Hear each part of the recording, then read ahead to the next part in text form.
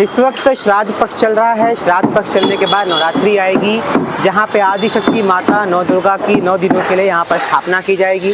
इस 9 दिनों के उत्सव में कई लोग अपनी भक्ति का जो है प्रदर्शन करने के लिए माता के आगमन कर बहुत सारी तैयारियां करते हैं, बहुत आधुनिक तैयारियां करते हैं, यूनिक तरीके से माता को जो है लेकर आते हैं अपने घर पे, अपने नगर में, अपने परिसर में। आज मैं आपको जो दिखाने वाला हूँ ये उन सभी हदों को पार करके अनहद हो गया है। आप मेरे पीछे देख सकते हैं कि एक भौतिक और बहुत ही भव्य केदारनाथ का ये पंडाल बना है जी। इस पंडाल में शिव जी नहीं बल्कि शिव जी की जो अधाष्टरी जो पार्वती माता है वो इस पंडाल में बैठने वाली है, इस पंडाल में विराजित होने वाली है। ये बिल्कुल आपको केदारनाथ के शिव जी के मंदिर की याद दिलाता होगा।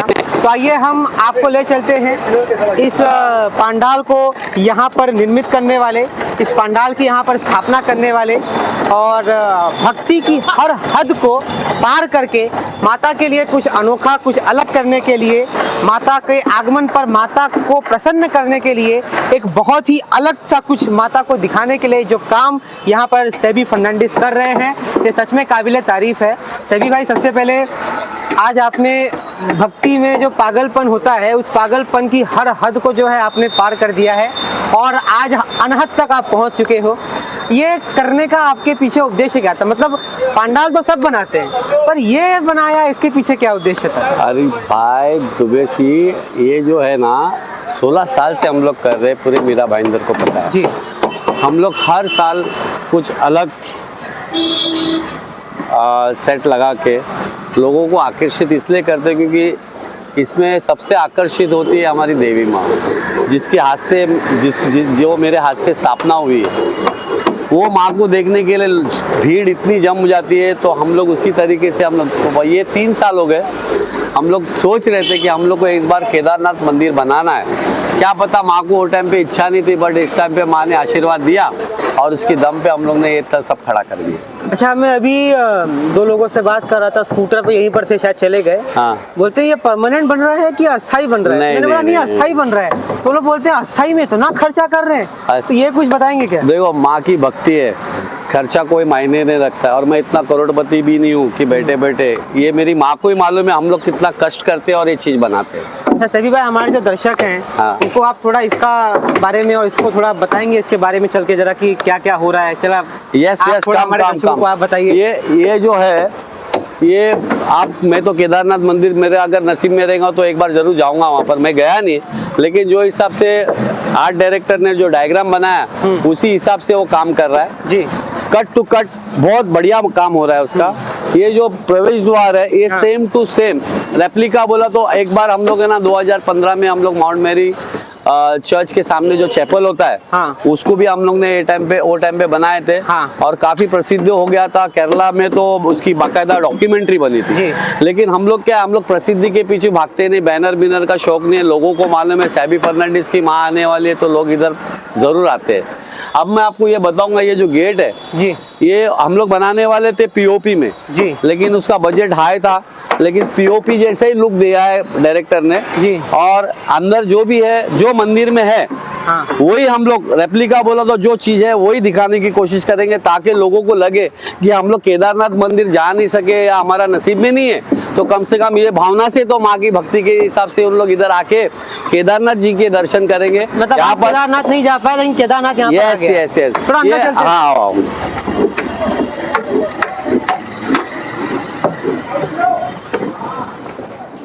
ये अंदर यूनिक है। ये अंदर का पोजीशन है, अभी तक आज रात तक खलास हो जाएगा। ये जो दीवारें है, ये जो ओरिजिनल वहाँ की जो है वो सेम टू सेम है। 3 डायमेंशन में इसको हमने बनाया है। यहाँ पर जो पिंड है जी, यहाँ पर जो पिंड आएगी ये माता का जी का गाबर है वहाँ पर। हाँ जी, दुर्गा माता का। और इधर जो है वो जो केदारनाथ जी का जो पिंड है और बाकायदा उसका वो छतरी रहती है जी, ये सब चीज और सामने नंदी रहेगा। मतलब आपको वहां से आने के टाइम पे भावुक हो जाएगा कि हम लोग सही में केदारनाथ मंदिर के अंदर जा रहे हैं। मतलब मंदिर की देवी की स्थापना यहाँ पर हो, देवी की स्थापना यहाँ पर हो।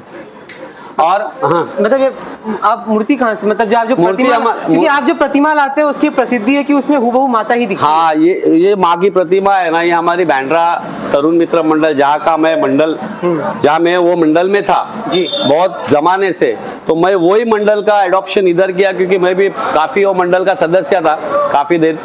तो अभी मैंने यही सोचा था कि ओल्ड टाइम की माता जी के लिए मैं अलग से इधर माँ को लेके आऊंगा और भक्ति करूंगा, उसकी शक्ति मांगता है ना अपने को, तो भक्ति जरूर करूंगा। और मैं यहाँ आने से अभी 16 साल हो गए।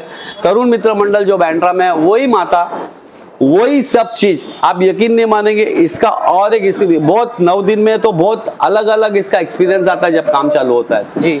हमको 5 साल बाद पता चला कि वहाँ का जो पोस्टल एड्रेस है वही ये माँ का तरुण मित्र मंडल है, वही माँ है। और पोस्टल एड्रेस भी C41 42, जैसा हमारे उधर C41 42 के सामने माता जी बैठ। क्या बात है। अच्छा सभी जी, अभी इस पूरे पंडाल को बनाने के लिए कितने लोग काम कर रहे हैं? ये रोज के, अभी आपने देखा ये कम से कम 20-25 लोग रहते हैं।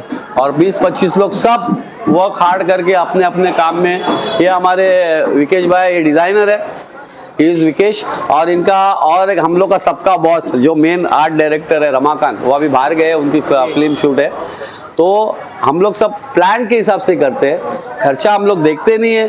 कोई देवे माता जी के मंदिर के लिए खुशी से लेते हैं, नहीं देवे तो माँ ने इतना कलेजा मजबूत रखा है कि हम लोग ये मंदिर को अपने कंधे पे उठा सकते हैं।